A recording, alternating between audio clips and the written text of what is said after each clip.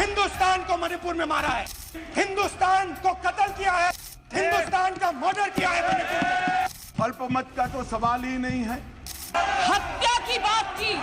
लगभग 30 साल से इस देश की राजनीति भ्रष्टाचार, परिवारवाद और तुष्टीकरण के नासूर से ग्रसित रही। मणिपुर खंडित नहीं है। भारत माता की हत्या आपने मणिपुर में की।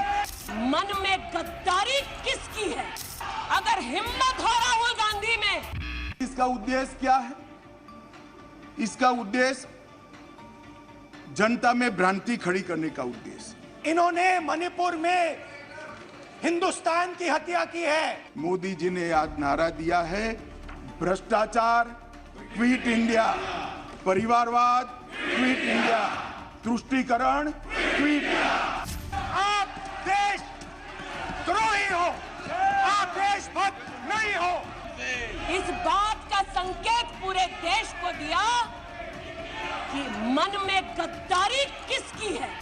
मणिपुर को आपने 2 भाग में कर दिया है, मणिपुर को आपने बांट दिया है। मणिपुर खंडित नहीं है, विभाजित नहीं है, मेरे देश का अंग है। आप पूरे देश में केरोसिन फेंक रहे हो। एक 45 साल की मां ने कहा सिख दंगों के दौरान कि ना सिर्फ मेरे पति को मारा, ना सिर्फ मुझे गैंगरेप किया, बल्कि मेरे सामने मेरे बेटे पर केरोसिन छिड़ककर उसको आग लगा दी गई। ये तो ट्रेलर है, अभी ट्रेलर है।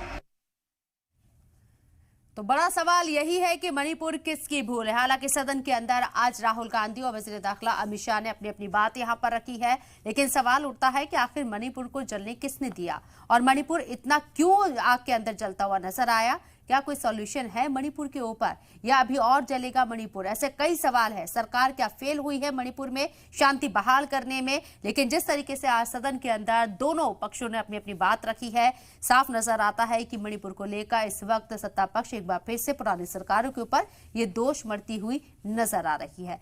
मणिपुर किसकी भूल है? 2017 से बीजेपी की सरकार मणिपुर में, मणिपुर सुलगा, इसके लिए क्या पुरानी सरकारें ही जिम्मेदार हैं? अगर आप कहेंगे कि मेरी आवाज मुझे इको कर रही है, क्या इसको ठीक किया जा सकता? ठीक है सर, करवाते हैं। हाँ, मणिपुर की भूल जहां तक बात है, अगर लोकसभा को आज जिसने भी सुना है, जिस तरीके से गृह मंत्री जी ने एक एक चीज क्रिस्टल क्लियर बताई है, उससे सब कुछ साफ हो जाता है कि जिस तरह से बर्मा से इन्फिल्ट्रेशन हुआ, वहां के जो बॉर्डर एकदम पोरस हैं, उसको कभी सीज करने की कोशिश नहीं की गई और केवल मोदी जी की सरकार आने के बाद पहली बार वहां पर 10 किलोमीटर की फेंसिंग हो चुकी है, 6 किलोमीटर की और हो रही है, बाकी सैकड़ों किलोमीटर की फेंसिंग के लिए ऑब्जर्वेशन चल रहा है, एग्जामिनेशन चल रहा है और जरूरत के अकॉर्डिंग उसको और बढ़ाया जाएगा। तो वो जो रूट कॉज था, जो जब से देश आजाद हुआ था तब से नॉर्थ ईस्ट के सारे स्टेट को जिस तरीके से बाकी सरकारों ने निग्लेक्ट किया था, ये वही रीजन है जिसकी वजह से आज मणिपुर जल रहा है। आज जो मणिपुर में हो रहा है वो सिर्फ आज की बात नहीं है, इसके पहले भी आपको बताना चाहूंगा कि कुकी वर्सेस नागा हुआ था 1992 और 93 में, कुकी वर्सेस पेटी हुआ था 1997-98 में, कुकी वर्सेस करबी हुआ था 2009 से 2010 में, कुकी वर्सेस डिमासा हुआ था 2011 में, कुकी वर्सेस मेंतई आज 2023 में हुआ। आप ये समझिए कि 2014 से लेके 2023 के बीच में अगर उसके पहले का देखा जाए और उसके बाद का देखा जाए, जिस तरीके से सभी जगह से आर्मी का कंट्रोल खत्म करके लोकल सरकार को स्टेबल किया गया, वहां पर जिस तरीके से अलग अलग ग्रुपों से बातचीत करके वहां के उग्रवाद को खत्म किया गया, वहां पर जो एक दूसरे से गुट के बीच में मारपीट होती थी, उनसे बातचीत का रास्ता खोल करके उनको मेन स्ट्रीम में लाया गया।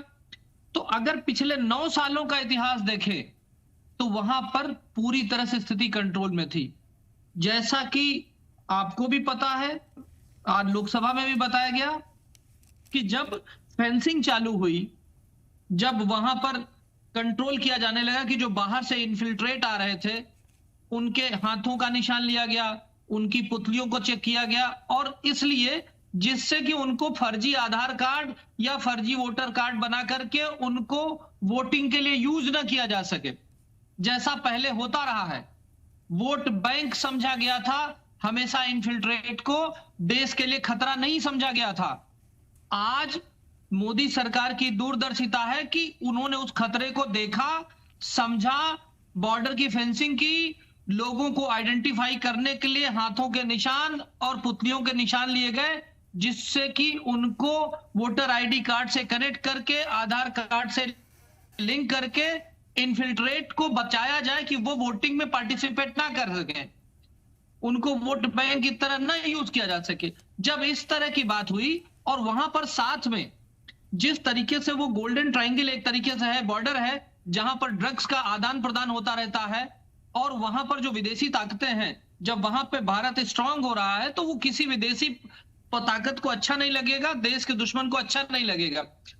ये सिचुएशन के साथ जब वहां के हाईकोर्ट ने एक जजमेंट दिया कि कुकी के साथ 35 को भी शेड्यूल ट्राइब में शामिल किया जाए, वो वहां से इग्निशन हुआ।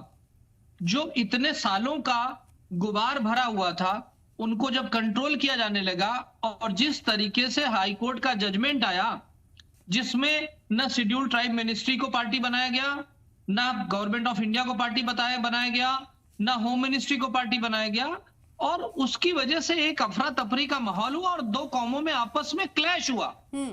और बाकी विपक्ष क्या कर रहा है, उस क्लैश के ऊपर कम्युनल केस जो पहली बार नहीं हुआ, लिस्ट है, लंबी लिस्ट है,